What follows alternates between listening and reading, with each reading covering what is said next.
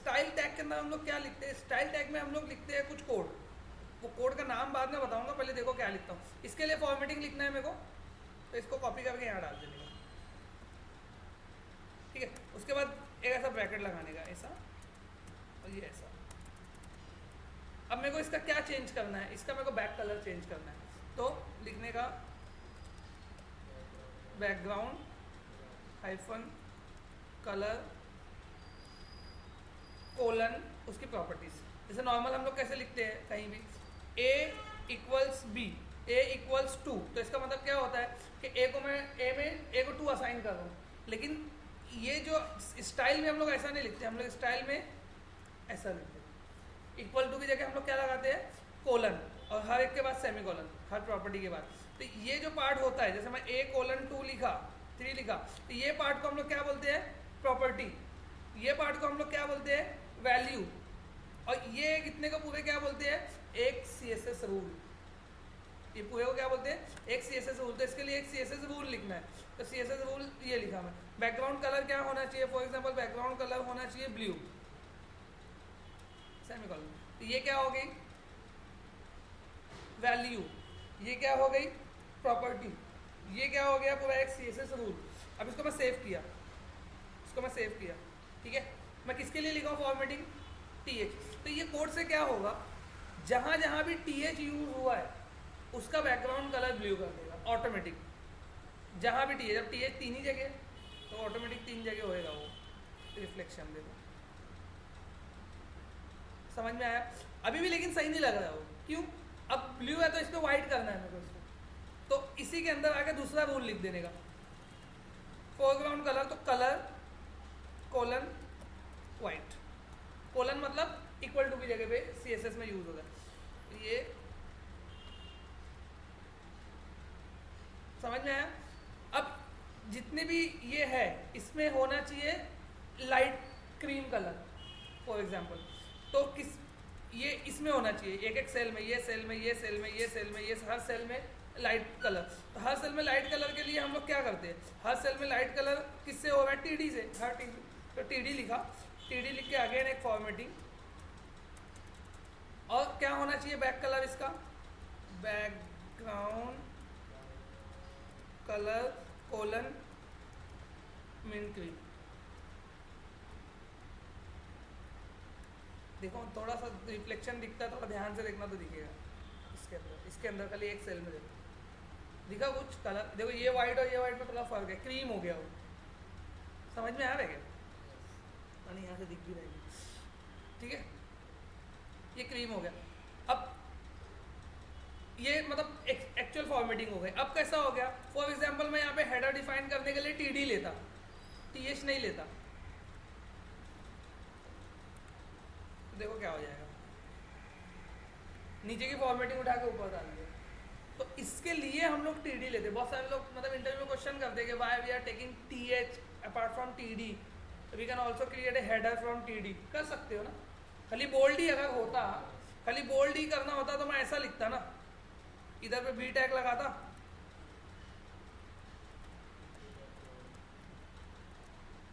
हो गया बोल्ड।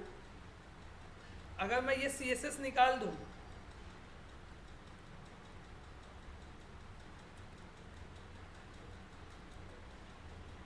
तो कोई फर्क दिख रहा है क्या इसमें, इसमें कुछ नहीं। तो तुमसे इंटरव्यू में क्वेश्चन करते हैं कि मैं तो ऐसा बोल्ड करके भी क्रिएट कर सकता हूँ, तो TH क्यों लेता हूँ। अभी समझे TH क्यों, TH इसके लिए क्योंकि हम लोग को अगर कस्टम फॉर्मेटिंग लिखनी है, तो जो कस्टम फॉर्मेटिंग हम लोग जो लिखते हैं स्टाइल टैग के अंदर, इसको हम लोग बोलते हैं CSS, कास्केडिंग स्टाइल शीट्स। तो ये जो कोड लिखा हूँ, जो ये कोड मैं लिखा हूँ, ये एक्चुअल में किसका कोड है, CSS का कोड है। अभी थोड़ा सा मूव हम लोग CSS पे हो गए, तो CSS पे थोड़ा सा प्रॉपर्टी बताता हूँ मैं।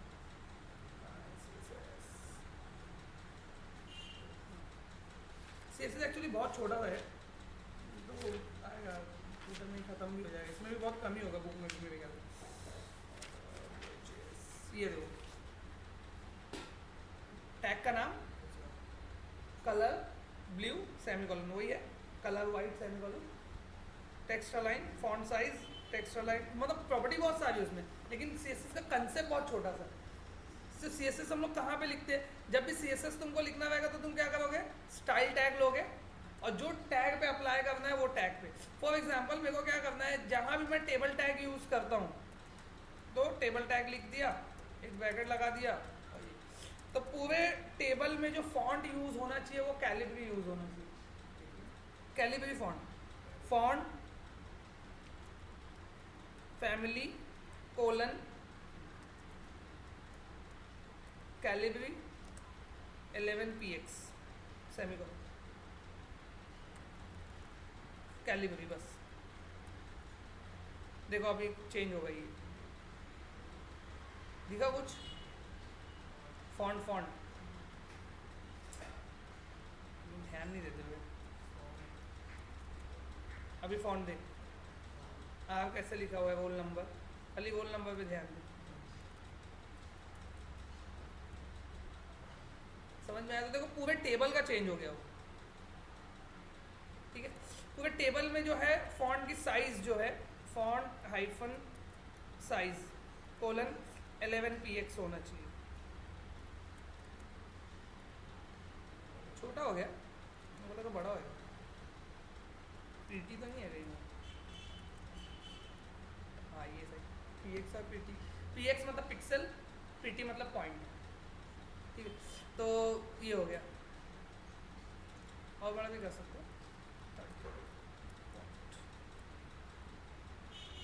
तो पूरे टेबल का एक साथ फॉन्ट बड़ा कम ज़्यादा जो भी है होता है।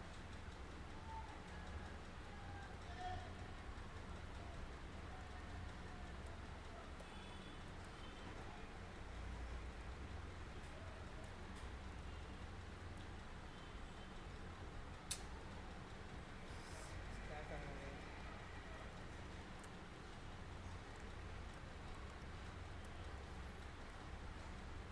तो ये ऐसा कुछ तो टेबल बनता है। तो ये इतना टैग है। अब इसमें मेरे को कौन कौन सा टैग, तुम लोग इसमें भी क्या डाउट है वो पूछो फटाक से एकदम। कैप्शन नहीं समझा, टीआर नहीं समझा, टीडी नहीं समझा, क्योंकि एक चीज़ और बताना है हमें, ये समझा? इसमें कोई डाउट है? अब मेरे को ऐसा टेबल क्रिएट करना है, यहाँ पे जैसा मैं क्रिएट कर रहा हूँ। इसमें पहले बॉर्डर सेट करता हूँ मैं,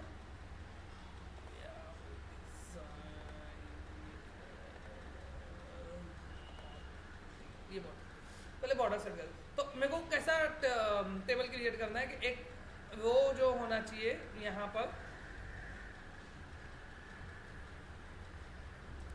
वो कुछ ऐसी होना चाहिए।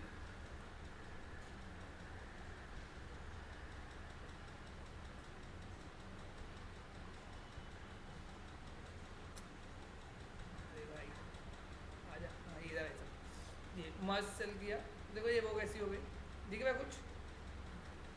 स्पैन हो गया पूरा, मतलब इसमें अगर मैं कुछ लिखते जाऊंगा तो वो वाइज डिवाइड नहीं होगा, देखो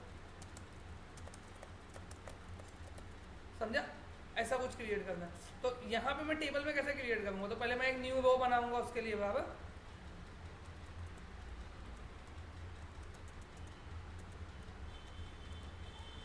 न्यू रो बना दिया, और डिवीजन कितना है इसके अंदर? एक, राइट।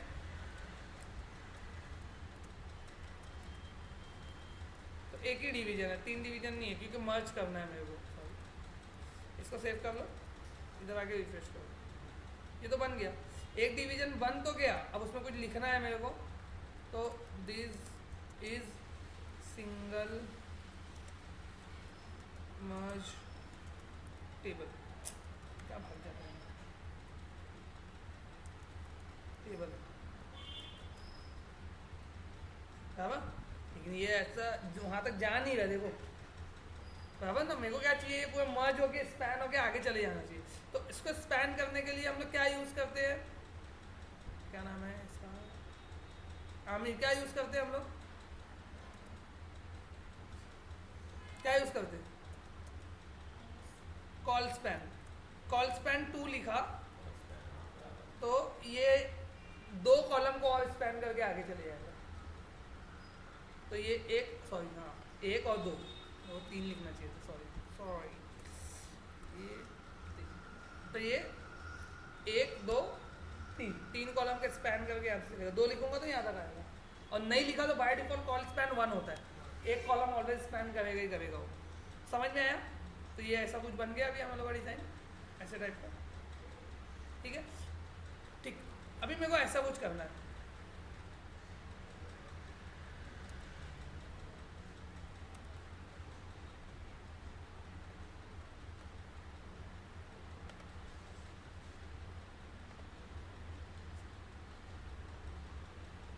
ऐसे वर्टिकली स्पैन होना चाहिए। तो अभी ये टाइम पे क्या हो रहा था, 1 2 3 कॉलम स्पैन हो रहा था, इधर पे क्या हो रहा है, रो स्पैन हो रही है। तो इसके लिए मेरे को क्या करना पड़ेगा, थोड़ा ध्यान से सोचोगे तो समझ में आएगा। इसके लिए मेरे को क्या करना पड़ेगा, तो सबसे पहले तो मैं क्या करूँगा, फॉर एग्जाम्पल यहीं मेरे को स्पैन करना है, तो मेरे को पहले तो तीन रो में स्पैन करना है, तो 3 रो बनानी पड़ेगी। तो 3 टेबल रो बना लेता हूँ मैं।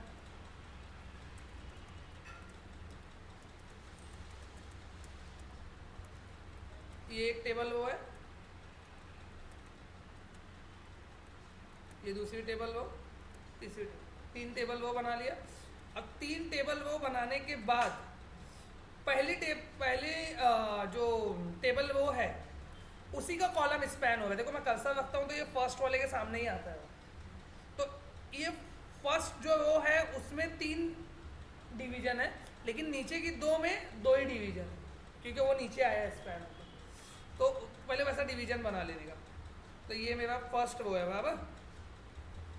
फर्स्ट रो में, पहली रो में कितना डिवीजन है, 3। तो जस्ट लाइक दिस, ये हो गया। दूसरी रो में कितना डिवीजन है, 2। नींद में से तू जागेगा तो तेरे को समझ में आएगा।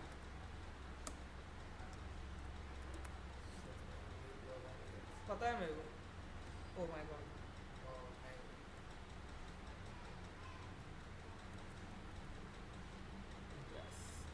ठीक है, तो ऐसा हो गया ये। अब 2 रो कहाँ दिख रहे हैं, 3 ही तो है ना। नई 3 रो बनाया मैं।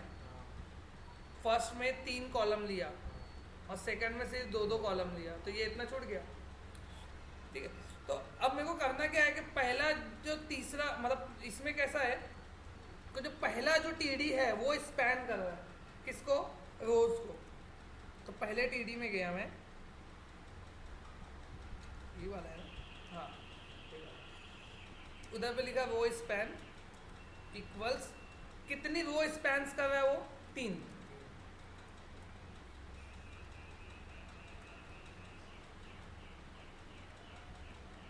हो गया बराबर।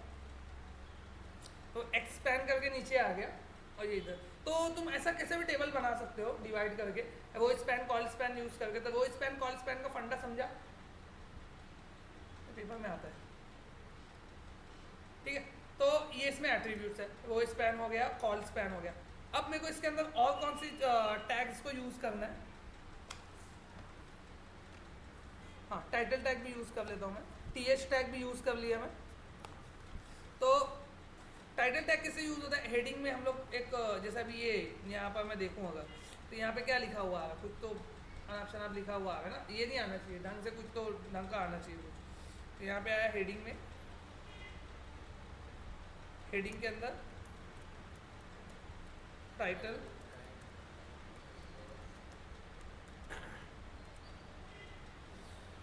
टेस्ट टैग्स,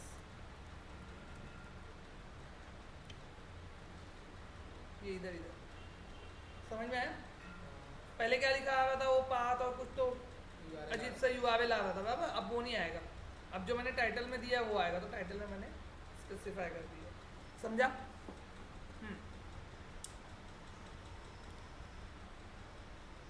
ठीक है, तब इसमें कोई डाउट है, टाइटल का मतलब क्या है, स्टाइल में क्यों यूज किया है, स्टाइल में क्या लिखा वो मत देखो, स्टाइल टैग का मतलब समझा कि नहीं, स्टाइल में क्यों लिया।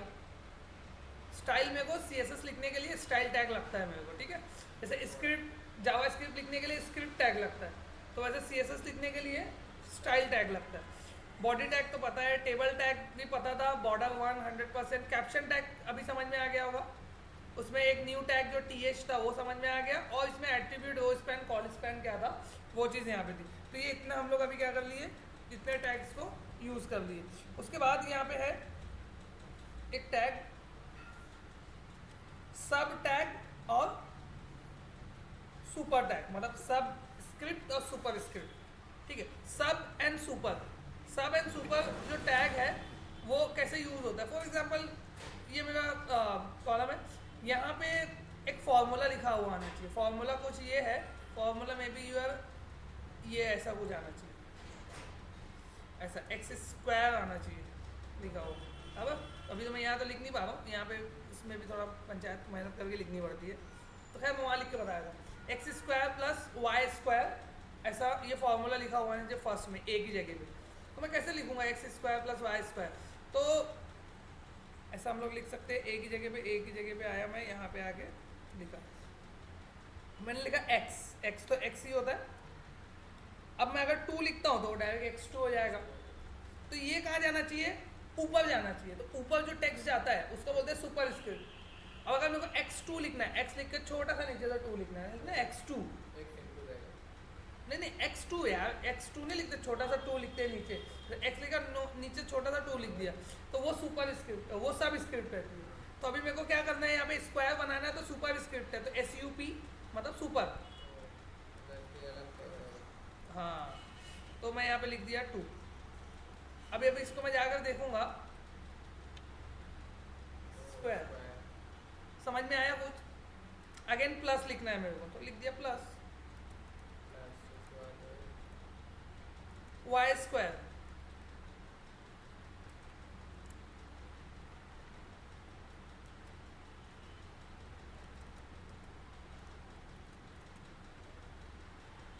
समझ में आया?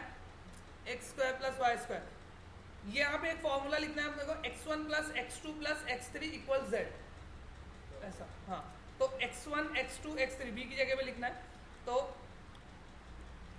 x लिखा मैं, अब x1 छोटा सा नीचे लिखा हुआ आना चाहिए, तो उसके लिए मैं लिया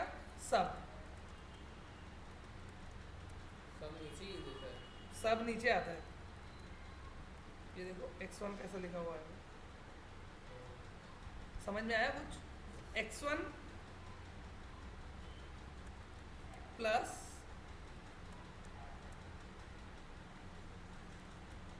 x2 plus x3 equals z।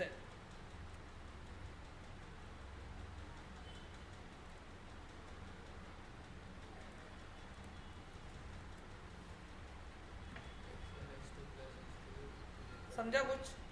सब एंड सुपर टैग, ये कोई वो बड़ा टैग नहीं है ये, इसके लिए मैं इसको बाद में बचा के रखा था, क्योंकि कंसेप्ट नहीं है हाँ ये ऐसा होगा वैसा होगा, बस है जो है वो है, दिखता है ऐसा है। तो ये टैग है, तो ये टैग यहाँ पे लिस्टिंग है, सब टैग और ये सुपर टैग। तो ये है सब स्क्रिप्ट और ये है सुपर स्क्रिप्ट। समझ में आया?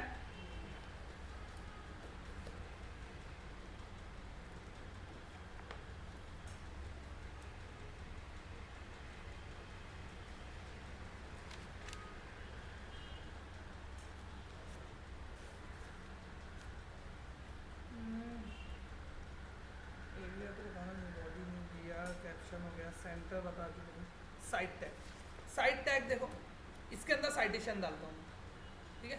तो सी की जगह पे साइटेशन ऐड करना है मेरे को, तो सी सी सी सी ये है, इधर पे मैं आया लिखा साइट।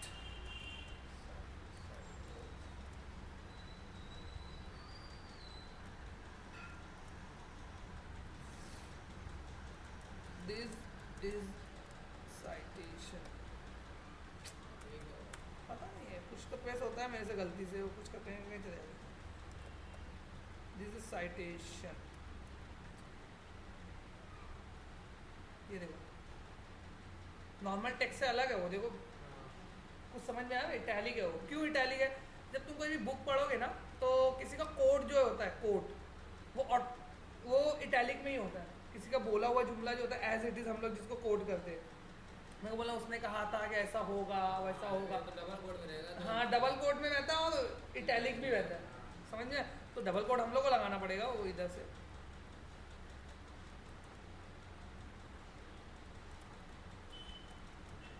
ऐसा समझ में आया क्या? तो गेम आता ना, फिल्म का नाम ऐसे ही लिखा है, क्या मूवी का नाम, एक्टर का पूरा एक्टर भी रहता है उसमें, मूवी का नाम।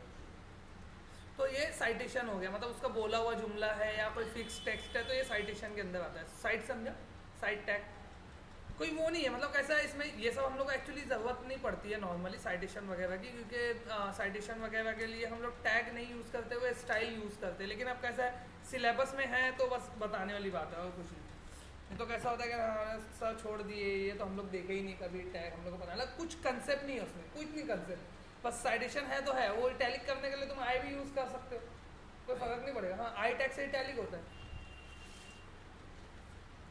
यहाँ साइटेशन लिखा हूँ ना मैं, ये सेम चीज़ को उसी के नीचे वाले कॉलम में डालता हूँ ना। उसके नीचे वाला कॉलम कौन सा है, आर, बराबर, तो आर को रिप्लेस करता हूँ। लेकिन यहाँ पे मैं यूज़ कर लेता हूँ आई टैग।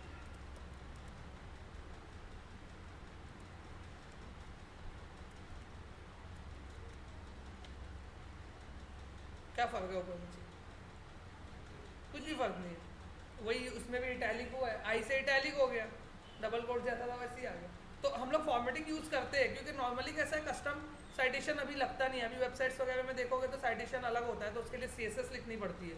तो प्रॉब्लम कैसा है कि लोग साइट यूज़ करते हैं और साइट के लिए CSS लिखते हैं, मतलब साइटेशन कैसा आना चाहिए, तो यहाँ पे लिख दिया हाँ साइटेशन कैसा आना चाहिए, तो साइटेशन के लिए फॉर्मेटिंग बताएंगे।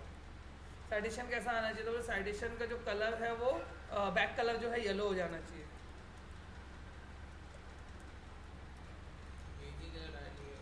बीजी कलर इसमें नहीं चलता है, CSS है ना ये, तो हाँ बोला तो मैं ये कास्केडिंग स्टाइल शीट्स ये लो।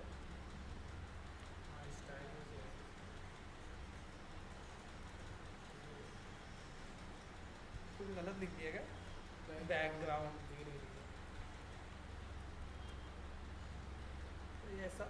अब जितना भी साइटेशन रहेगा वो सब उसी में आएगा। तो एक साइट की एक थीम होती है कि हाँ ये है तो ये मतलब साइटेशन हम लोग समझ लेंगे जहाँ जहाँ पे। अभी मैं कहीं आगे भी कोड करते करते कहीं और साइटेशन डाला, समझ लो मैं इधर साइटेशन डाला, this is single merge table है ना, तो मैं इधर पे डाल दिया कि हाँ ये भी साइटेशन ही है ऐसा।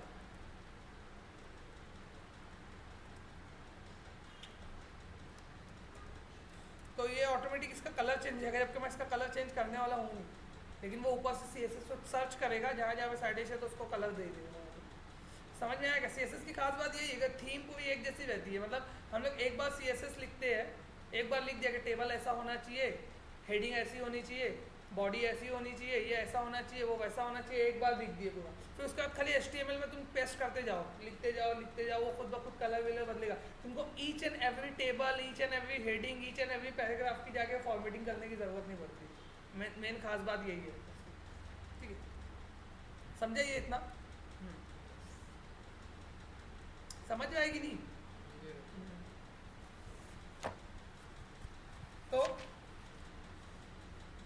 ये एंकर हो गया, एड्रेस एपलेट तो पढ़ाना ही है, एरिया भी नहीं, बोल्ड टैग पता है, black code, body, BR, caption, centre, site, code tag. Code tag पहले मैं यूज़ करके बता रहा हूँ। मैं किसको रिप्लेस करूँ कोड से, P को रिप्लेस करता हूँ, तो P जो है वो कोड में रिप्लेस हो जाएगा। देखो फॉन्ट बदल जाता है इसका,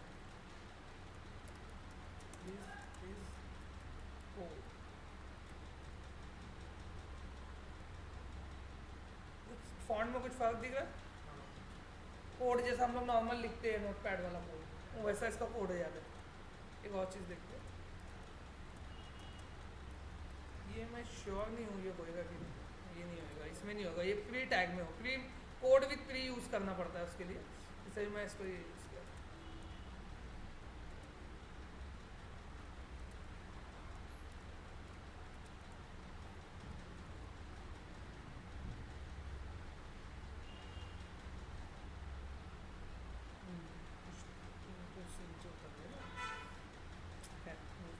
कोड समझा ना क्या है वो मैं बाद में देखूंगा क्या है। ठीक है, तो ये क्या हो गया, तुम कोड टैग हो गया। कोड में कुछ नहीं है, फॉन्ट सिर्फ उसका बदल जाएगा, कुछ भी फॉर्मेटिंग तुम लो, जैसे अभी मैं पूरी बॉडी का फॉन्ट भी बदलूंगा ना, सबका फॉन्ट बदलेगा लेकिन कोड का फॉन्ट नहीं बदलेगा। जैसे इसका भी मैंने लिया ना, इसको मैंने क्या कर दिया, कैलिबरी कर दिया, पूरे टेबल का फॉन्ट, पूरे टेबल पे कैलिबरी अप्लाई हो रहा है लेकिन कोड पे नहीं अप्लाई होगा कैलिबरी, क्योंकि वो कोड है तो उसमें कैलिबरी में थोड़ी कोड लिखता है कोई। जैसे मेरे को कोई कोड लिखना है सही में, मतलब ये सी शार्प वगैरह का कोड ही लिखना है मेरे को, तो मैं उसको ऐसे लिखता हूँ ये देखो।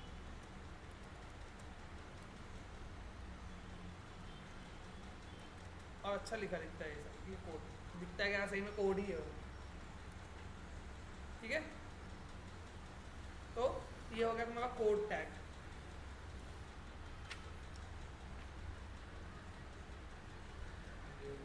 डिव बताया हूँ मैं, डिव याद है ना, हाँ डीएल। अब लिस्ट, तो लिस्ट में नीचे ले लेना, टेबल के नीचे एक न्यू डिवीजन हम लोग बनाएंगे।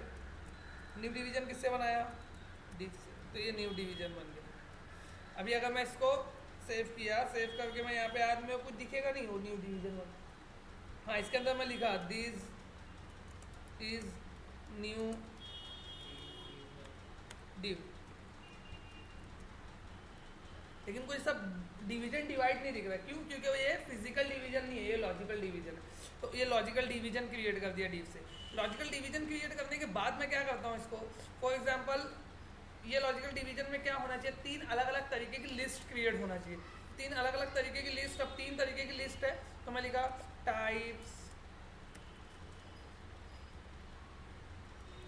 Types of list in HTML, 3 type की लिस्ट होती है। तो फिर उसके बाद नेक्स्ट लाइन में जाना चाहिए, ऐसा लिखना है मेरे को, मैं यहाँ पे लिख के पहले बता देता हूँ। There are 3, there are 3 types of list in HTML। तो फर्स्ट है तुम्हारा order list, unordered list, definition list.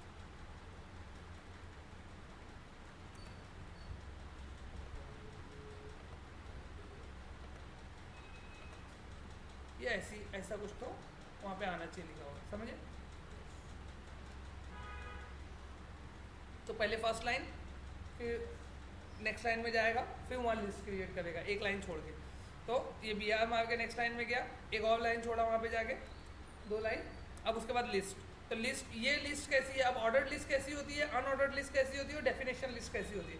Ordered list मतलब कैसी, जैसे फॉर एग्जाम्पल मैं यहाँ पे कुछ नंबर्स लिया, मतलब कुछ टेक्स्ट लिया, फॉर एग्जाम्पल नेम ही ले लेता हूँ, फहद, वह नाम क्या, शादाब ना, सही है, आमिर। अगर मैं यहाँ से सेलेक्ट करता हूँ तो ये अनऑर्डर्ड है, कोई ऑर्डरिंग डिफाइन नहीं है, लेकिन अगर मैं यहाँ से सेलेक्ट करता हूँ ये ऑर्डर्ड है, ऑर्डरिंग डिफाइन है, 1 2 3 4, समझ में आया। तो ये कौन सी लिस्ट है, अनऑर्डर्ड। तो पहले अनऑर्डर्ड क्रिएट करने के लिए कौन सा टैग यूज होता है,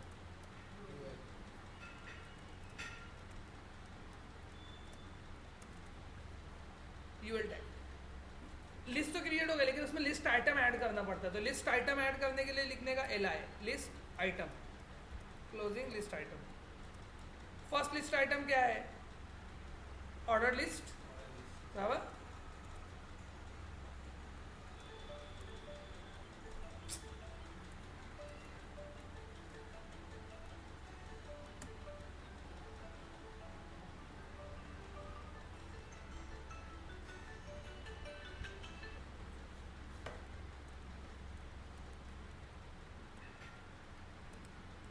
ऑर्डर्ड लिस्ट, ठीक है। सेकंड लिस्ट आइटम क्या है, unordered list. Third list item क्या है,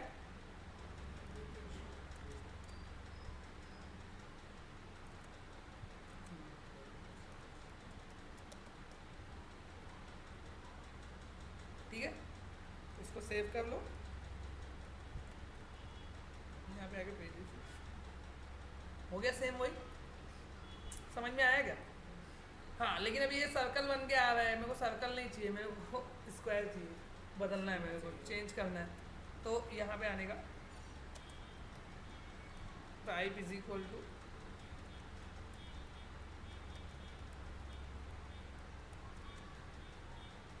गया स्क्वायर। मेरे को राउंड सर्कल चाहिए,